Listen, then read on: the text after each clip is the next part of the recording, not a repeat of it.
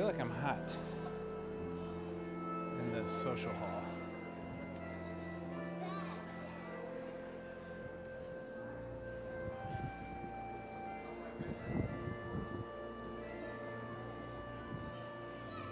Quick program note, I believe I may have to do the announcements from the pulpit. I think the choir, yeah, I think the choir wants to do the intro from the steps, so I'll get in the pulpit. We're gonna keep things snappy this week because we gotta, yeah, right after the prelude.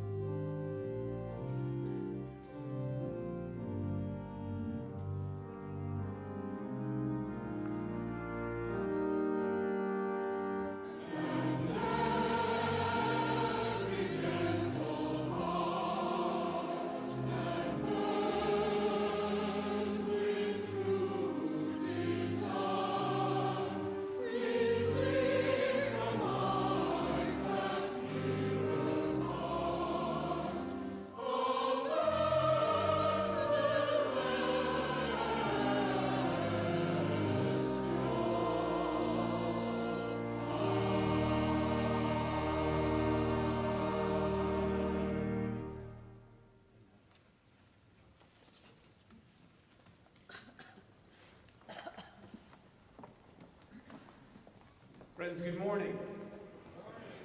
And welcome to worship here on this beautiful sunny Sunday morning from the historic sanctuary of the Fountain Street Church in Grand Rapids, Michigan. My name is Nathan Dannison.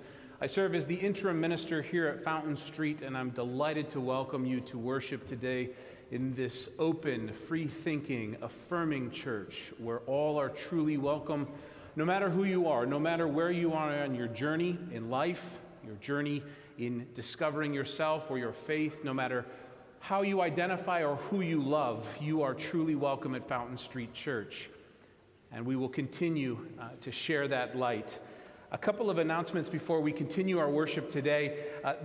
Following worship today, there's going to be a congregational meeting. Y'all do this about once a year, sometimes more. It's important. The congregational meeting will happen immediately following the postlude today. So we'll go right out of the postlude at the end of worship into that meeting, and the doors will be open during the postlude. So we won't keep you here for the congregational meeting if you got stuff to do. This isn't a Boston Tea Party type situation, but they get pretty exciting sometimes. You never know, So. Following worship today in the social hall, the Social Justice Committee of the church is having a fundraiser. They have some flags and banners and things that celebrate the values of this congregation and the values of that social justice team. And so if you're interested in supporting their work or you just want to learn more about that particular committee of the church, hang around after worship and check in at that table in the social hall as well. As we continue this journey together, next Sunday, I will be absent. I will be stepping away from you all for the first time since I joined myself to this interesting wagon. I'm not nervous at all. I think it's going to be just fine.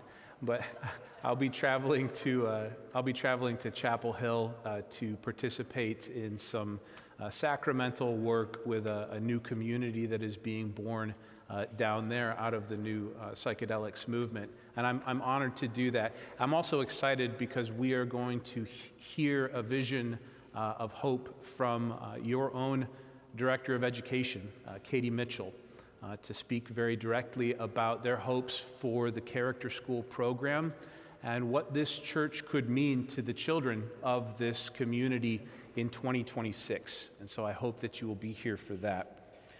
This is the middle of you, or right in the midst of your annual stewardship season. So just as a reminder, the way that this church operates is that it builds a budget for the next year based on people's pledges. And a pledge is simply an estimate of giving for the next year. And so we ask everybody to sit down at the kitchen table and think about how they can support this place, this movement, this church financially next year. And then communicate that to the leaders of the church so that they can build a budget that is clear and transparent. And that budget is this is how you pay for your staff, your programs, a lot of your community outreach. The activities of this church are all budgeted by your pledges. To communicate that pledge, there's a QR code that you can use on the back. You can go to fountainstreet.org.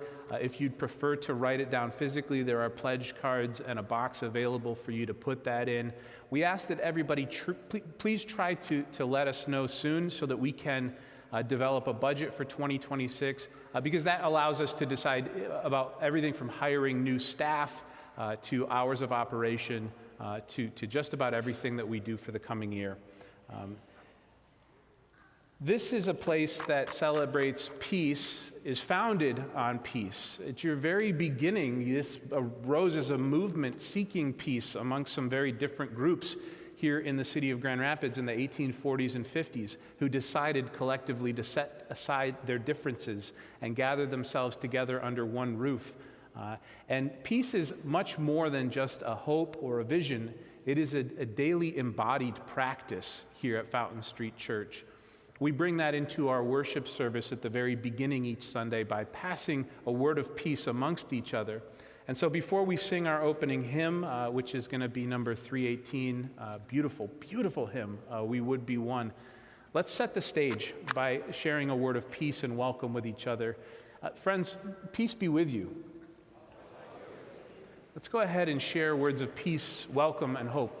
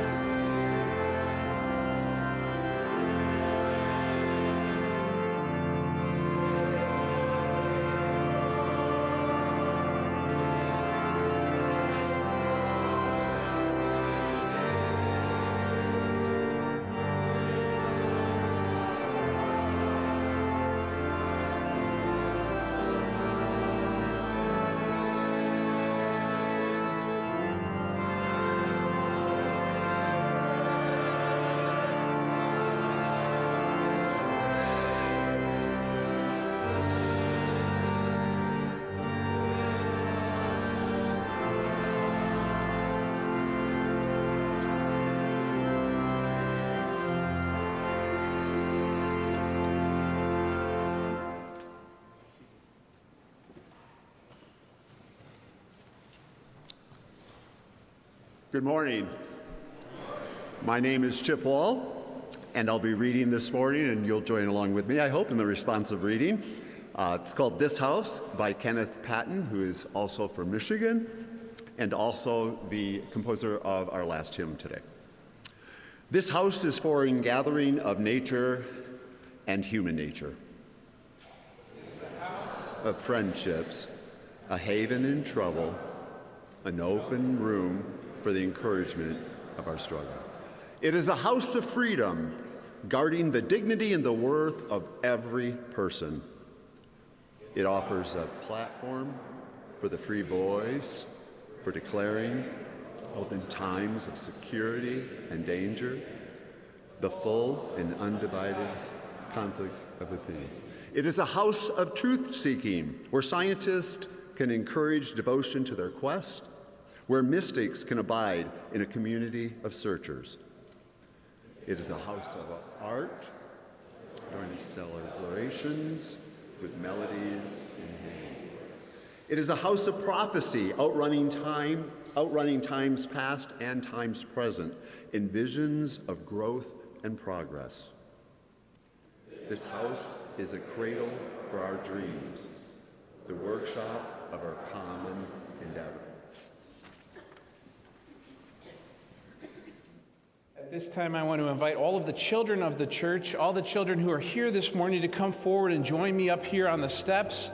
If you are a child or a young person, or young at heart, or feeling particularly spry, you can come bounding down the aisles and join us for a blessing before character school. And you can bring your grown-ups with you if you want.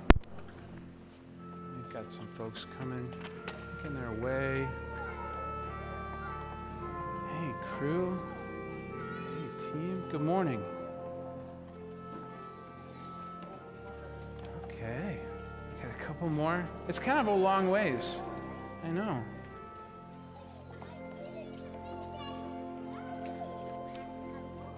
Good morning. Good morning. Good morning. You brought books and stuff, and everybody's got water. Hey, I have a quick question for you all who are here today.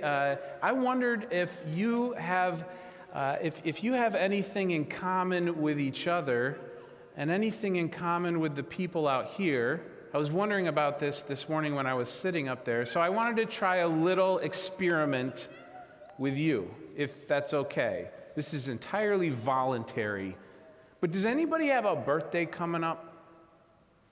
1, 2, a couple, 3? Is it? Do you know if it's this month or next month? Next month. So December. So you had some December birthdays. Okay. Does anybody out here have a December birthday? Clap your hands. Clap.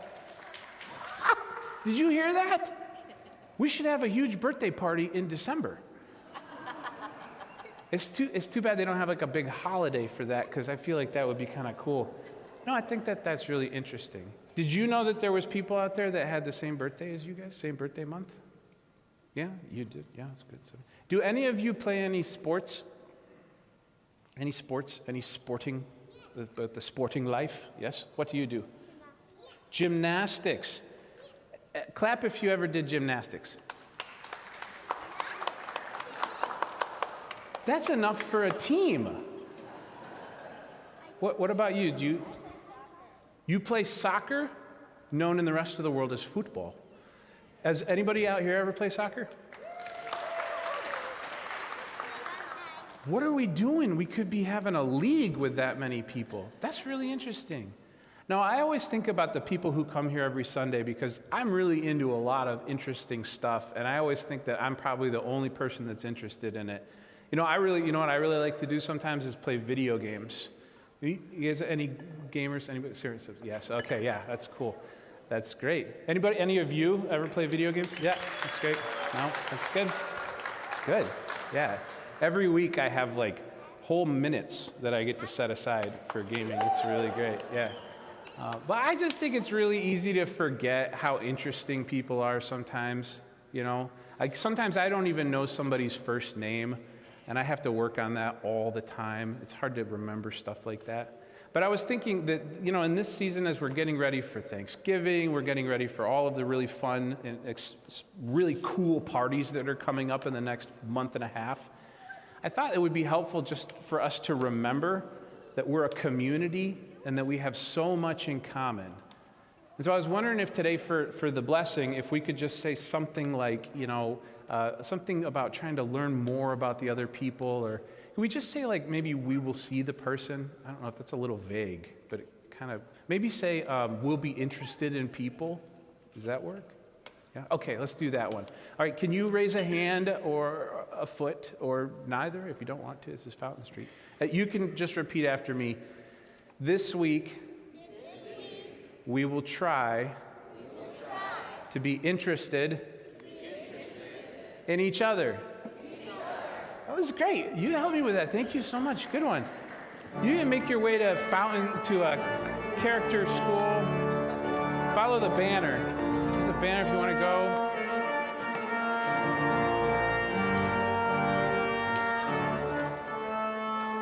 There's a parade. It's good.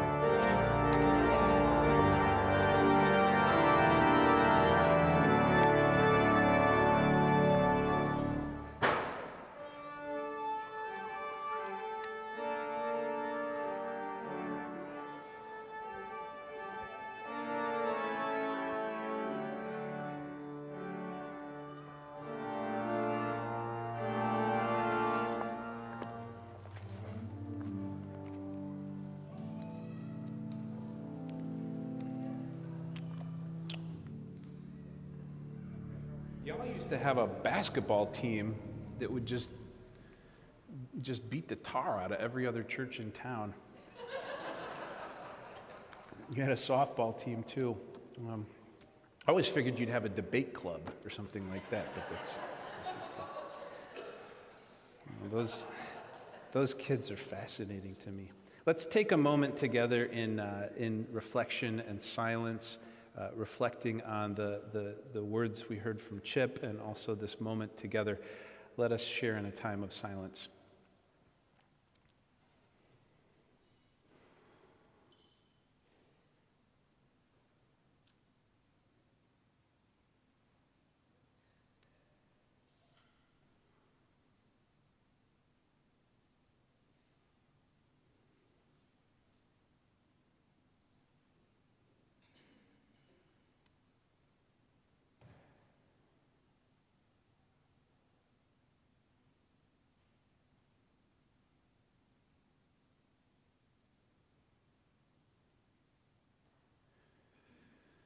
May the inner light that is within me and within all creation shine forth and be pleasing and acceptable unto thee. Amen. Fountain Street Church, happy Sunday. This past week, I watched with a mixture of horror and resignation as a congregation that I knew a little bit about went viral on social media. Many of you don't know about this because you stay off of social media, and God bless you for doing that. Stick with that. It's good for you. But this was a church that got picked up by the national news. It was a congregation from Kalamazoo, Michigan. And it went viral because a video from last year was shared all over the internet. It was a heartbreaking video. It was a woman who was unhoused, who was sleeping in her car in the parking lot of this church. And I don't have the context, but the video shows this woman in obvious distress, pleading her case to a very impassive and cold staff person at this church.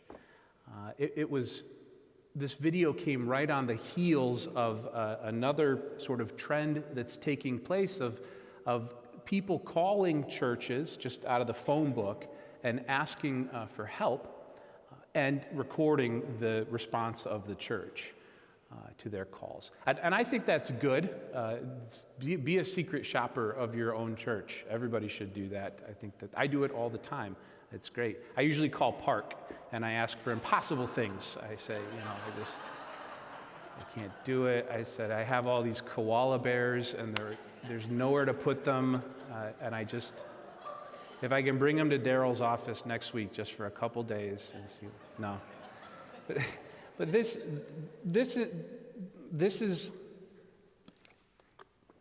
is not uncommon. This is something that was picked up by the newspapers in the 1930s here in Grand Rapids. In the early 1930s, during the onset of the Great Depression, there were newspaper editors for the Herald and the Press who secret shopped churches in Grand Rapids to see how they felt about the new masses of impoverished people who lived in their cities and Hoovervilles and shanty towns springing up around the landscape.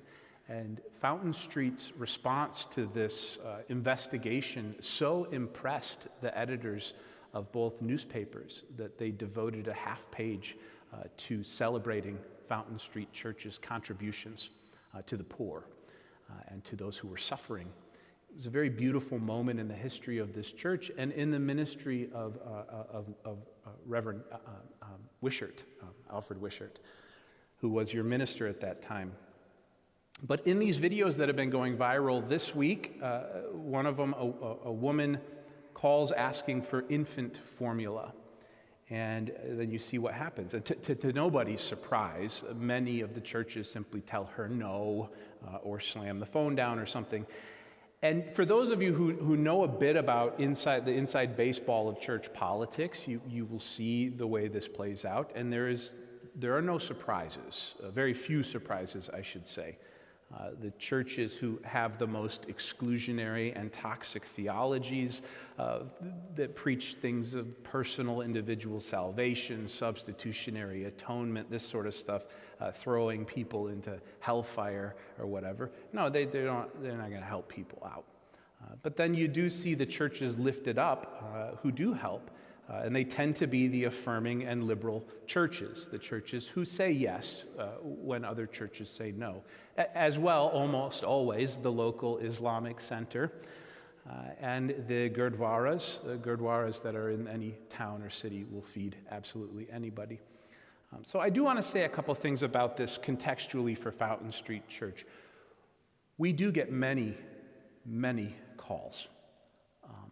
Dozens and dozens of calls. And we do provide assistance. And unlike many of our sibling churches, whenever possible, we provide cash assistance. We provide cash assistance because this is a church that embraces science and research. And the science and research has shown, at least for the last 30 years, that providing cash to people who are in poverty is the most effective and efficient way to help solve their problems. So we don't have a problem with that. But the volume of need is catastrophic. And I say this as somebody who began my journey into ministry as the outreach coordinator when I was a seminarian for a big church that had resources. And so my job was to every day try to fix problems for people. Churches all fund this sort of work in different ways. Here at Fountain Street Church, you have something that you used to call it the Pastor Fund. Today we call it the Community Assistance Fund. This is a fund that I raise money for. I go out and I talk to people individually. I ask them to donate to this fund, and it is a very flexible fund with which I can, and other staff members here can make problems go away for people in the city. We can't make huge catastrophes go away for people, and we wrestle with it a lot. We provide for people, especially folks who are members of this church, we can provide some housing assistance and help to defer evictions. But I will tell you something that has happened to me on 4 separate occasions over the course of my career doing this work, is that I will oftentimes be asked to provide assistance, and the easiest way is for me to perhaps write a check or provide money to a property management company to keep somebody in their apartment. And the following month, I may receive between 30 and 50 calls from other individuals who reside at that property management company's complex. Because at the very top of their eviction notice, they'll post, "Contact Fountain Street Church for assistance." So we have to be very wise. We have to be gentle as doves and wise as serpents, because it is not simply the extremely poor who are trying to get resources.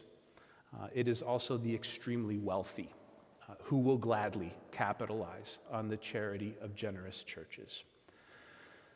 The church is in no position to step in for the welfare state. And there are two perspectives, and they're both quite realistic. The first that I would point to is the fact that the church would be immediately overwhelmed by the needs of our society today.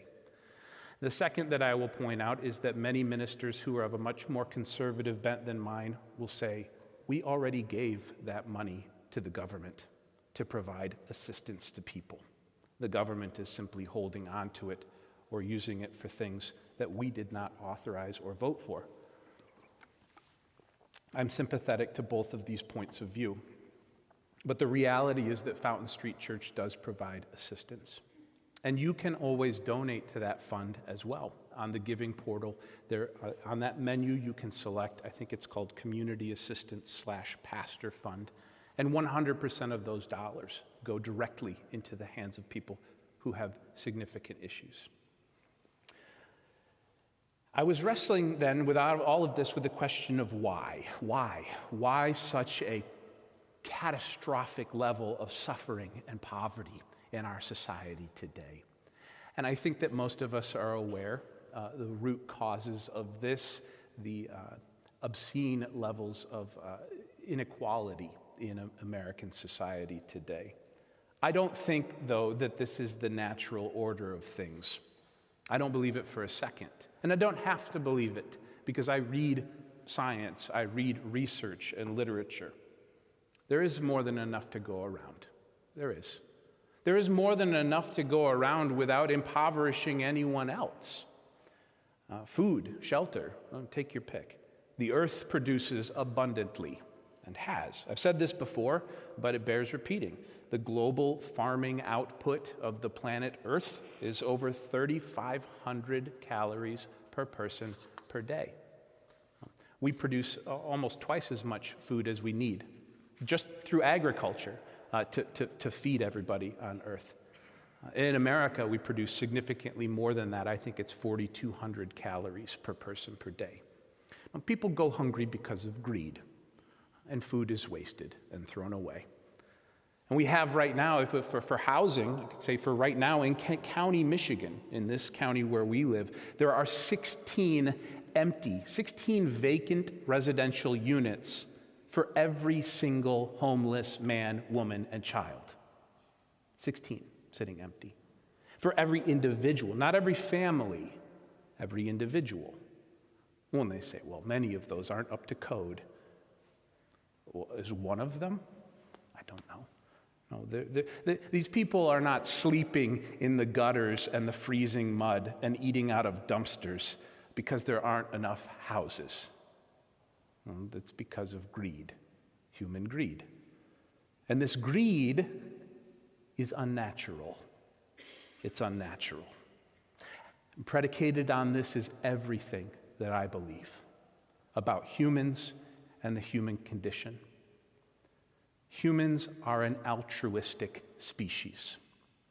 Humans are extraordinarily generous creatures.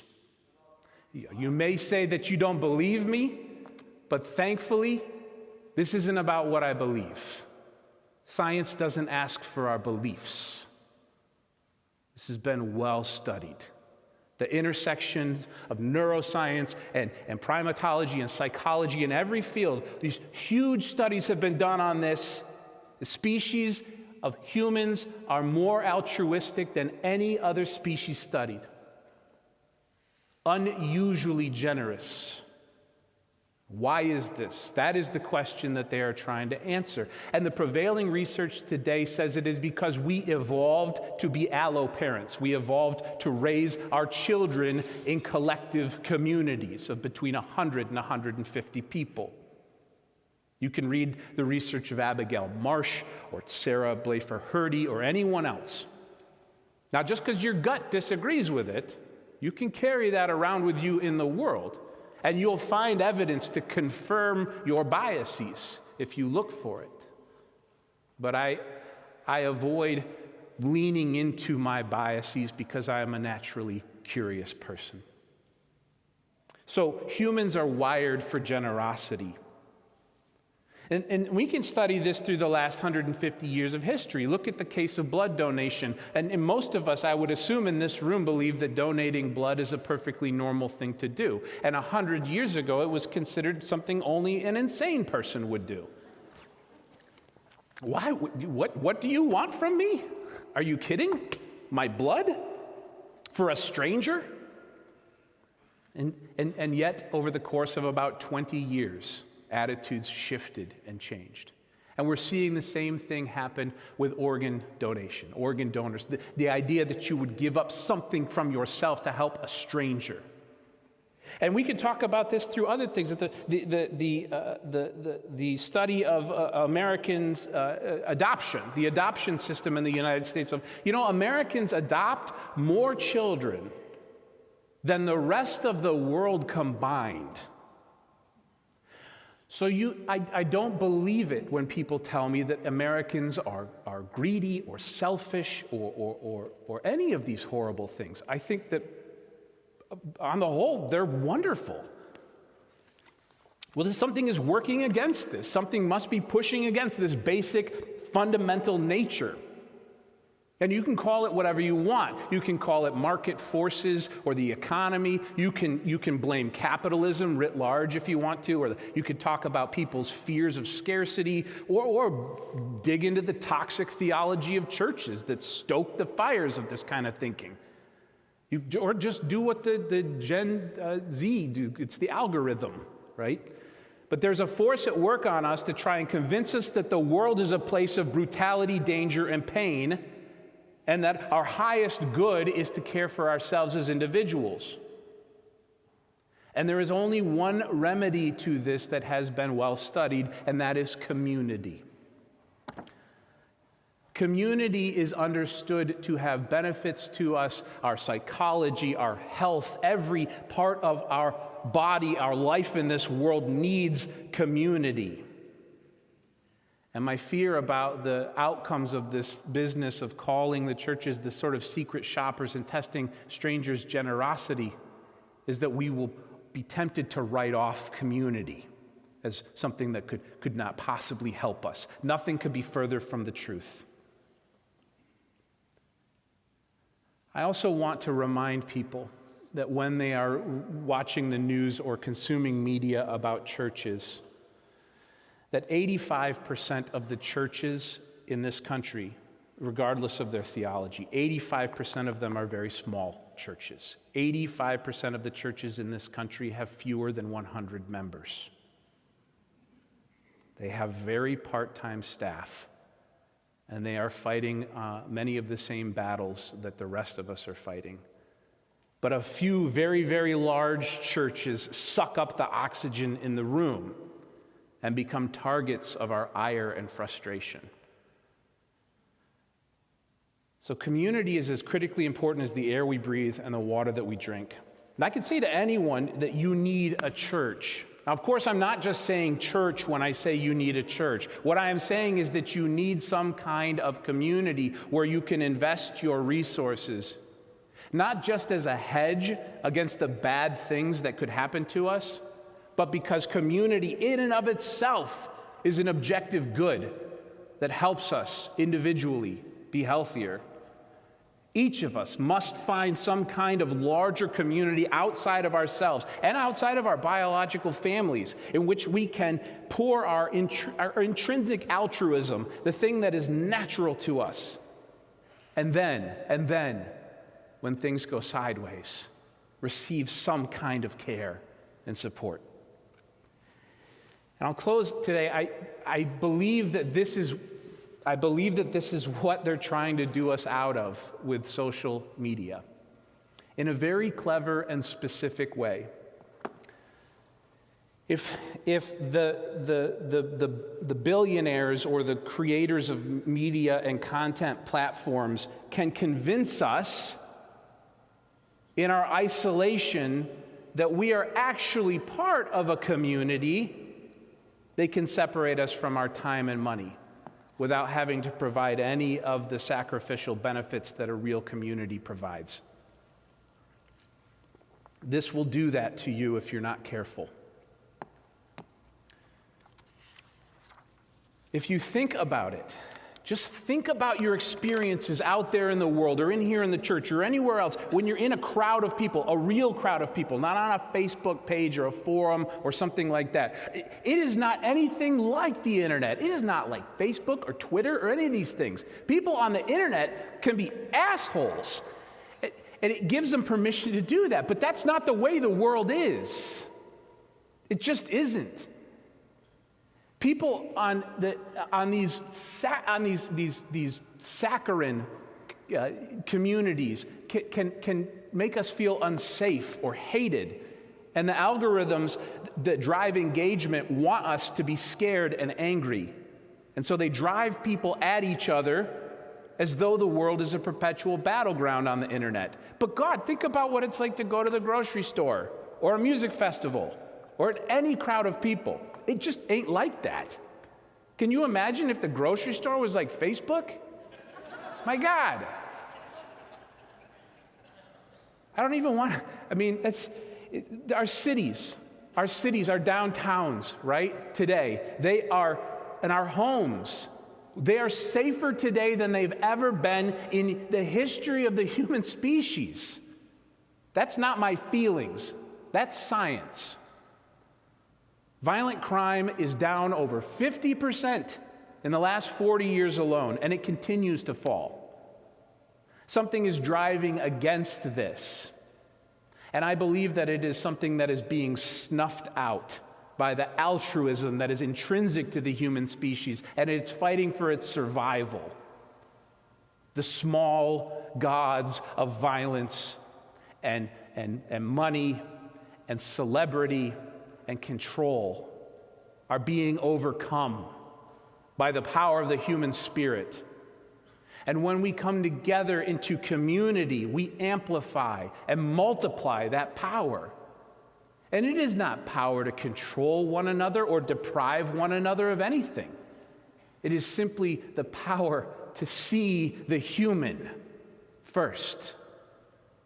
And science tells us that following after that come all the benefits of community, care and support and encouragement and hope, and a reminder that we are, in fact, lovable and loved.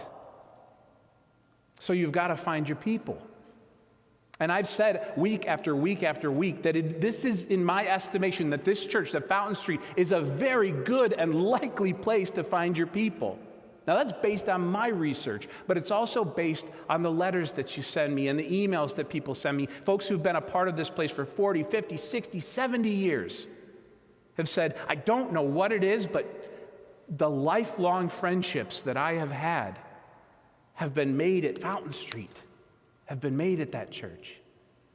When it isn't easy, it's not easy. This is a hard place to on-ramp into. If this was a conservative megachurch, I'd assign you all to a Bible study based on your demographic identity. These are your friends. Here they are. It just doesn't work that way here. It's much more organic. But I'll say that discovering the writing that we shared, the poem that we just heard that Chip read, this figure, Kenneth Patton, you take his name with you this week and read his work. Noah selects the hymns that we sing, and I select the readings, and today we both landed on Kenneth Patton without talking to each other. It was a Fountain Street miracle. It happens, folks. It does. But his work is about pouring yourself into building something together. And he uses metaphors to describe it, but the one that leapt off the page to me was as a cradle of hope. A cradle of hope. Because a cradle is what we evolved to build together. In those earliest days, before we even had language, before we had fire, before we had any of the tools that the species has today, we built a cradle into which children could be born, safe safe and knowing that they would be cared for and raised by a village.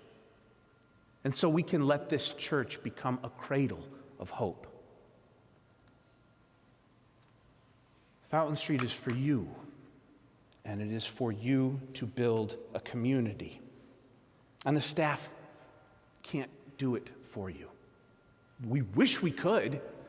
We would. But we can't put you together and make you interview each other or something like that. We can remind you to wear your name tags, and we can work on the website and build the scaffolding around which these worship services happen and help get committees started and send out newsletters. But we can't reach into the depths of your life and summon forth the best angels of your own intrinsic altruism. You've got to say yes. You've got to say yes. And then apply yourself to building bridges together between one another. The momentum that you are building together is undeniable. It is tremendous. It leaps off the page. In just a moment, you're going to have a meeting and you will go over the numbers together, the successes that you're seeing over this past year, this past season of life. It is also a miracle. It breaks all of the trends and data lines and all the things that the media tell us about churches, but it's yours. You did that, and you're doing it. It belongs to you. Now, let it heal you, and let it hold you, and then share it. Because everybody today is looking for it. Amen.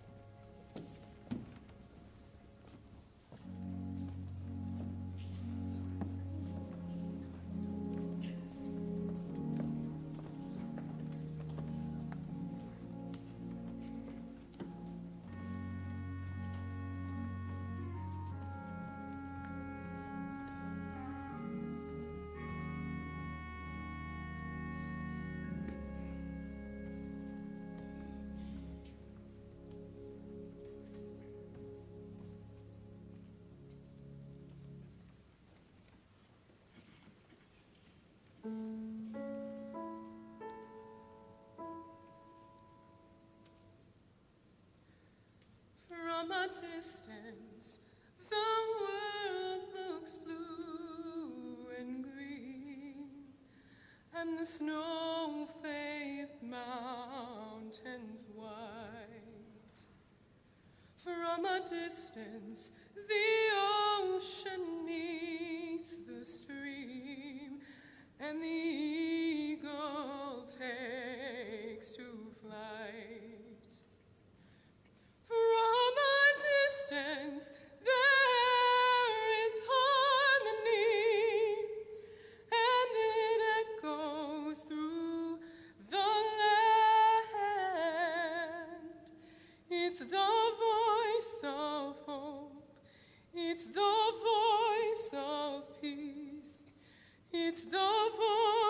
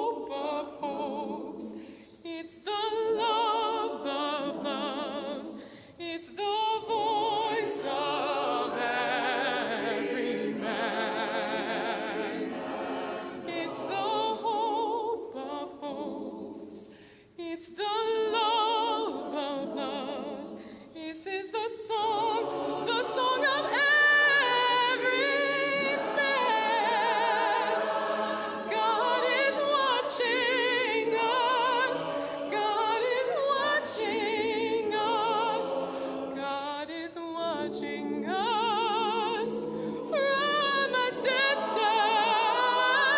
Oh, God is watching us. God is watching us. God is watching us from a distance.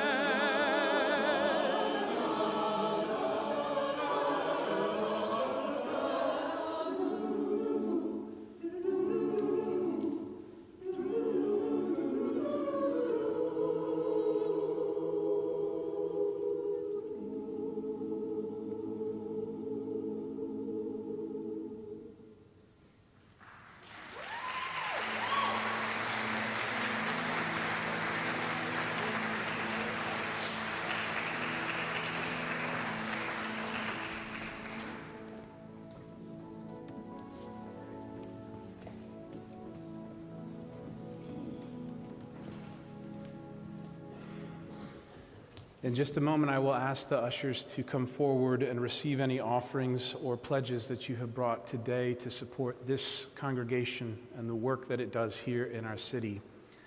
Your generosity is amazing, and it is changing lives. And thank you. I invite the ushers to come.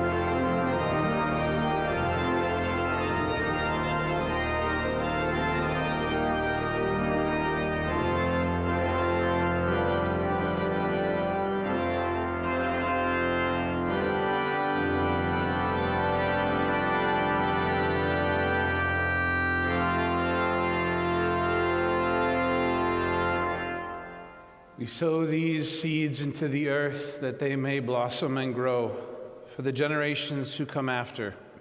So may it be. Let's join our voices together in singing a closing hymn by Kenneth Patton, number 308, Blessings of the Earth and Sky.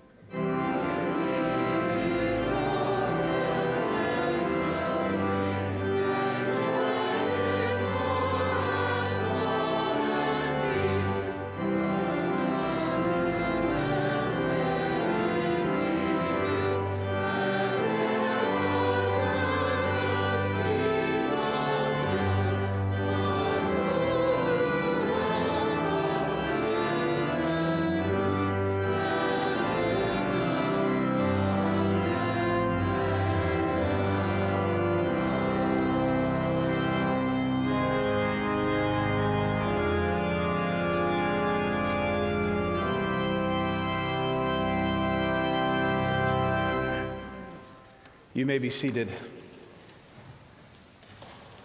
And before we receive our choral benediction and dismissal, receive this charge and remember that this is indeed a day that the Lord has made, and we will rejoice in it and be glad.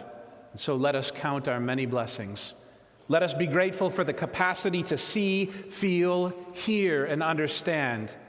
Let us be grateful for the incredible gift of life. And let us be especially grateful for the ties of love which bind us together, giving dignity, meaning, worth, and joy to all our days.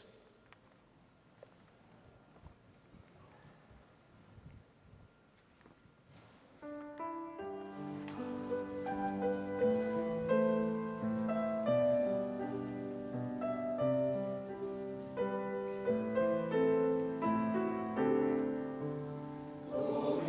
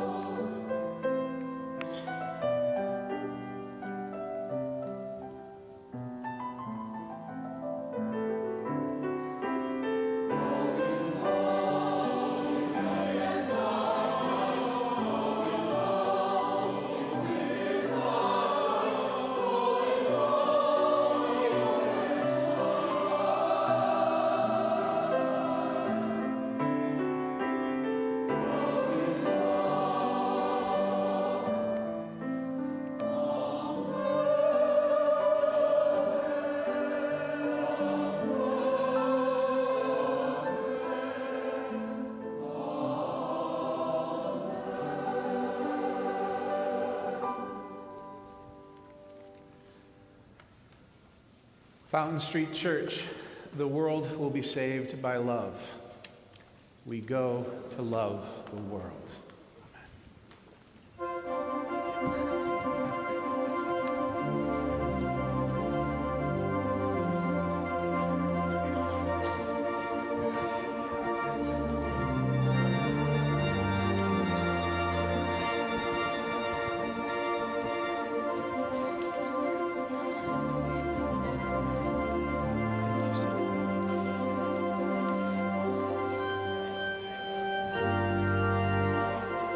Keep this in case they make me talk.